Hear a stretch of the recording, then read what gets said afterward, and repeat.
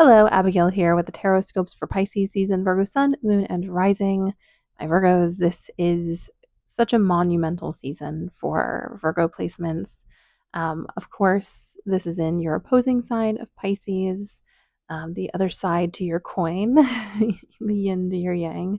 This idea of duality, you live within this, the minute, um, technical intentional energy of Virgo in opposition to the big, expansive, dissolving energy of Pisces. And in this season, we get a really potent Virgo full moon that is an eclipse. So we had that Virgo new moon eclipse. Now we have the Virgo full moon eclipse. Just so much happening and becoming and being is on the horizon. So just know that this season is big and it is a lot. There's a lot in the cards that talk about how we can handle this and some of the things that might happen, but I want to kind of cover the astrology. I do have a video on this that is just specifically about the astrology, but I want to kind of talk about it in the context of you. If you are Virgo rising, check out where Pisces is in your chart. If you're not a Virgo rising, still check out where Pisces is in your chart. If you're a Virgo rising, it's in your seventh house. But those houses are going to kind of give us the theme of this season. For Virgo risings, it's going to be about relationships and the people that are closest to us. And with the Venus retrograde in the 8th, a lot of entanglements and past life things. If you're not a Virgo rising, you can go look at where your Virgo and Pisces house fall, and it's going to be really important for you in those placements. Just a heads up. But we are going to enter Pisces season under that Mars retrograde. It stations direct on the 23rd, so only 5 days of Mars retrograde. We do have the post shadow period, but at least we're finally moving ahead. And then let me pull my notes. I haven't really quite prepared for this. I do these in batches, and so I've forgotten everything, of course, between this. But we then have the Pisces new moon on the 27th. This is kind of the setup for eclipse season because we have like a dual part eclipse where we have the first eclipse in one sign and the second eclipse is going to be in Aries season with that final Aries eclipse. So we are also building into eclipse season. On the bright side, I think this Pisces eclipse is going to be a great time to set ourselves up for that eclipse, to embrace what we can embrace. And in a sense, we're going to be setting the themes in that Pisces new moon. So just be thoughtful of that. You don't have to be like, this is exactly what I want per se, because eclipses will do what they want, but to be creating an energy that you want to be expanded on, that you want to be picked up and grabbed by the universe as we head into eclipse season. Then we get the Venus retrograde on the 1st of March. This is going to be intense. This is going to be doing a lot of things. Venus is in detriment in Aries. It's also then going to enter into Pisces where it is exalted. So there's this massive shift. Like it's already going to be a big shift, but this massive shift. Then we're going to get Mercury entering into Aries on the 3rd, and then on the 14th, on the 15th, right after the 14th Virgo eclipse, Mercury stations retrograde. So this whole season is just a bunch of major planetary shifts, and it's going to feel like a lot. It's going to completely transform your life and change the way you see yourself and change the way you see others. It feels intimidating, but let's get into the cards so we can kind of break this down. Let's start off with your Oracle card. This is from The Lost Oracle by Fiona Horn. And we have the Celestial Queen. The stars will guide you. And we're going to need the stars because it doesn't feel as though a whole lot is going to be strikingly clear in Pisces season. Also, Saturn is in Pisces, so as the sun progresses through Pisces, we have that Saturn conjunction, we will have a Neptune sun conjunction, we will have that North Node conjunction with the sun. So there are these big pivotal moments throughout Pisces season, and because of the depth and the breadth and the unlimitedness of Pisces, it is going to feel very much like we're crawling around in the dark. So those little pinpoints of light that we see in this season are going to be really important for guiding us. You are going to want to have a guiding star, whether it be a dream or a desire or a passion. I will caution you to not make it a person, because a lot is going to happen and you can't really control someone else's free will. So make that guiding light, unless it's a child and then that child is with you because you had them. But as far as other adult relationships, I wouldn't put my eggs in those baskets. Just not because I think you're going to lose everyone that you love, but because I think things are going to change so much that is not stable. So those guiding lights should be your passions, your dreams, your desires, the things that meet your needs. Um, and the reason I say don't put it in people is because we do have an Eight of Cups. You will be required to walk away from things. Or if you don't walk away from things, the eclipse will expedite that process and will make that shift ready or not. So be prepared for things to pass away. I think the comfort in this is to know that these things have, you know, existed for their time and it is the time to let them go. Doesn't make the grieving process any better, doesn't make it any easier. But I want you to be confident in knowing that whatever is passing away has served its purpose. You're not losing something that would have continued to be good and beautiful and wonderful. You're losing something that is no longer functioning as it should.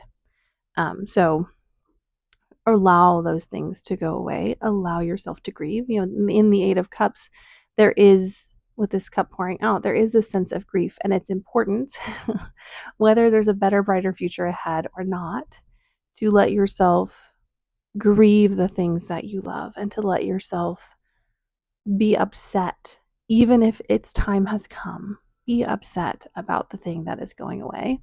And,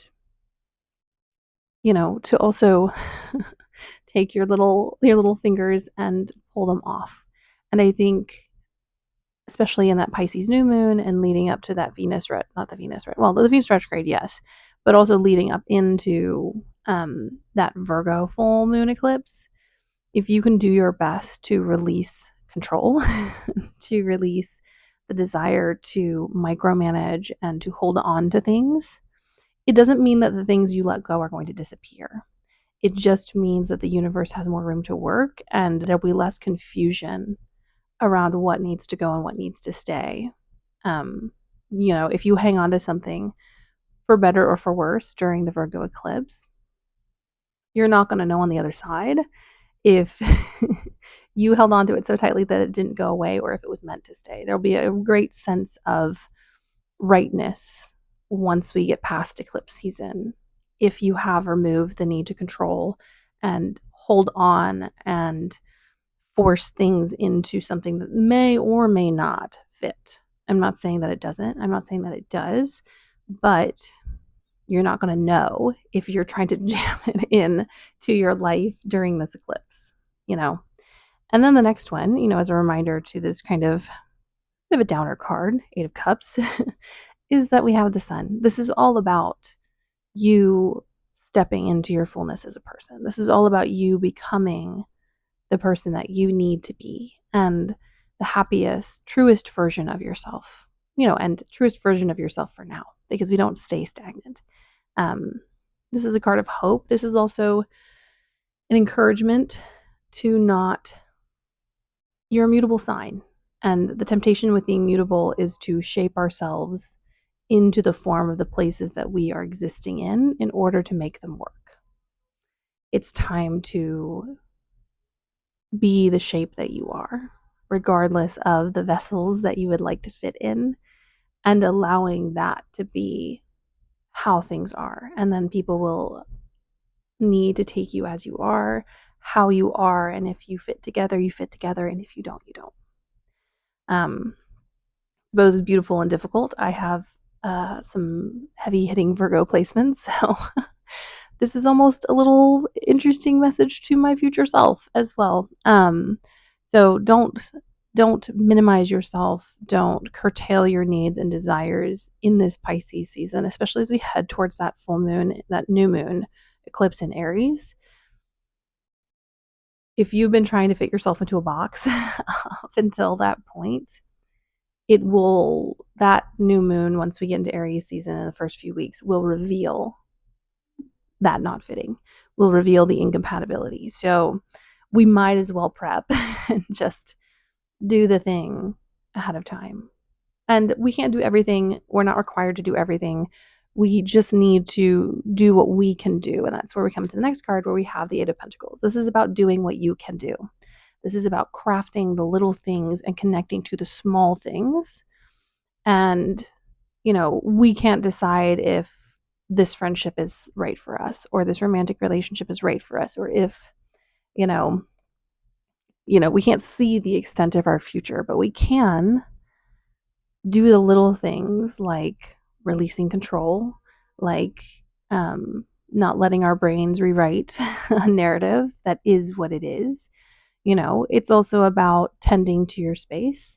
If you have been neglecting it, if you have been, unable to kind of get the space around you into an energy that it needs to be, this Pisces season is the time to bit by bit put things back in place, settle things in, create an environment where in all of these shifts, you can feel a sense of safety and a sense of belonging, even if this eclipse season makes you relocate that space or causes you to have to move in order to find a space that fits you better. In the moment, you need a space where you feel safe. And that will help you if you have to later on create a new space. We don't get to decide the permanency of things, but we can decide how beautiful they are while they are in our hands. And in this Pisces season, nothing is certain.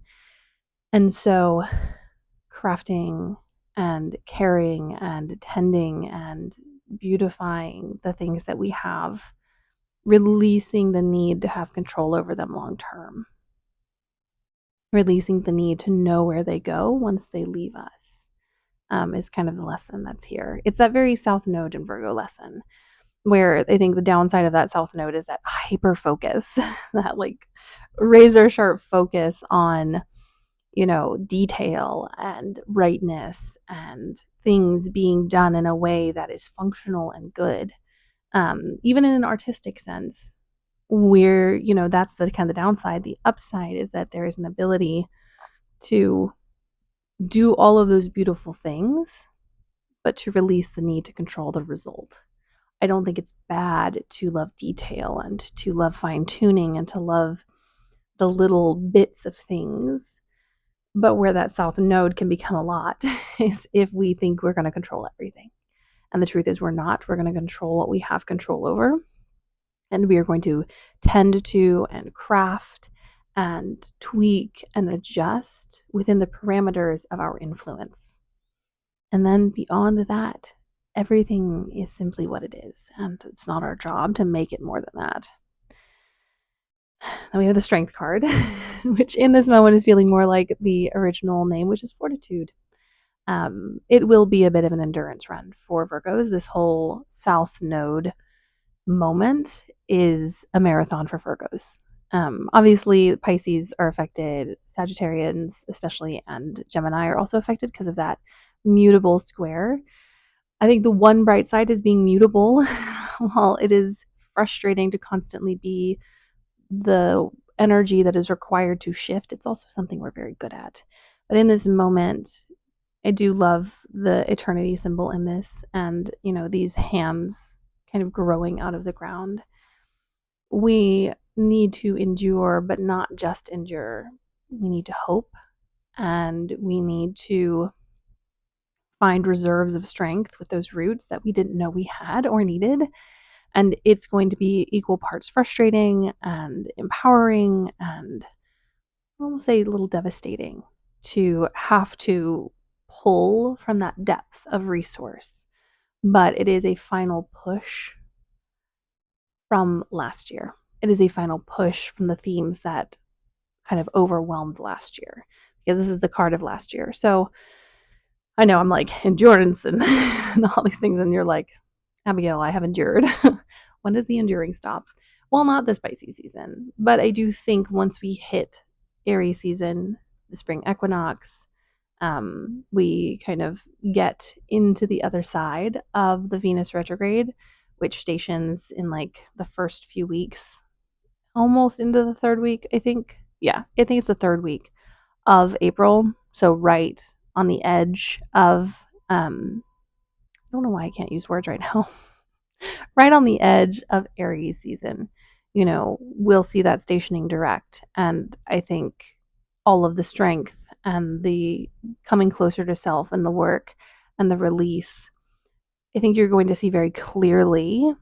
The struggle won't be over, but you will see clearly why you needed to do those things, why release was so important, why allowing things to pass away was so needed, why allowing the universe to have its head and not getting in the way and being like, no, no, not that way, um, was so important. Or at least what happens when you don't and the universe is like popping you to the side as it moves through your life. And then last but not least, I really do love this little moment. We get a page of wands. In all of this, this is kind of the antidote to the stress, to the needing to manage control, to manage expectations, is to connect with your desires and not just connect with them in kind of the grand, big way that we're often encouraged to in a society where wild dreams are really the only way to survive because reality is so wretched. It's in the little things, it's in tiny moments of hope and little moments of desire and understanding what makes you happy outside of the context of societal norms and what makes you happy when there are no pressures on you to achieve. And that also has to come from inside, like where you're not also pressuring yourself to achieve and allowing yourself to just fully enjoy and embrace the little things and embrace the little dreams. Sometimes those kind of little mundane dreams, like having a little bit of garden or, having a lovely south facing window or being able to have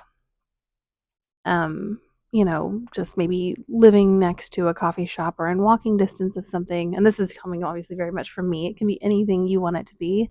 It can be having like a small group of friends or having access to something. These little dreams are often the dreams that we most often need fulfilled, but most often brush over because they're not these huge overarching desires and stories.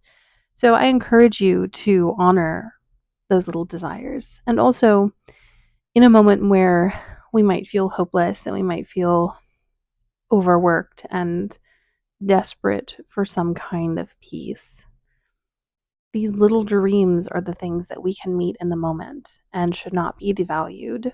They are lifelines, they are inspiration. And if you get enough of these little dreams met, you're then able to reach a little further. They're like little stepping stools to bigger dreams. You cannot, and will probably, especially if you have limited resources, ever accomplish something big all at once. But you can incrementally build those stairs yourself until you don't need to, be able to have long arms and reach that thing or, have some superhuman strength. You literally just have stacked up all of your little beautiful dreams and it leads you to this other dream that was so big and so far away at some point. So don't discount your little dreams. And a lot of times, those little dreams and those little desires are the things that truly make life worth living, truly make us happy and fulfilled, especially as Virgo placements, where there are in different parts of our chart, there might be these big, wild desires.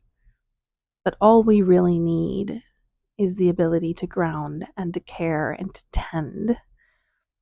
And I'm not talking about you becoming a servant to everyone or letting everyone get their way, but you being allowed to experience and express your skills in a healthy and beautiful way because you have set boundaries and have built a life where people respect those boundaries and you are then free to offer all the gifts you have without fear of exploitation. All right, my loves, I am with you on all the feelings and on the stress and on all the crises that Aquarius season has brought. I do think, and I'm going to be honest, that Pisces is going to be a sped up version of this. Very intense also with Saturn and Pisces. We're going to be continuing to get that Saturnian energy. It's not a typical Pisces season, which is more dreamy and ethereal. Saturn's going to be grounding us the whole way. to not my favorite results, which is having to live in reality. And those retrogrades are going to be rough. But if you can release expectation and let those little hopes and dreams kind of carry carry the weight of this moment, we're going to be okay on the other side. Okay? I can't promise you what's going to happen in the middle, but I know that on the other side we'll be okay. Anyways, my loves, if you have any comments or questions, please put them in the comment section. Likes and subscribes are deeply appreciated. It makes my day and makes all, the work that I put in beyond worthwhile. Even just one subscribe, that's how I am. I don't need a lot. I need quality people. But blessed Pisces season, and I will see you in a different space and time.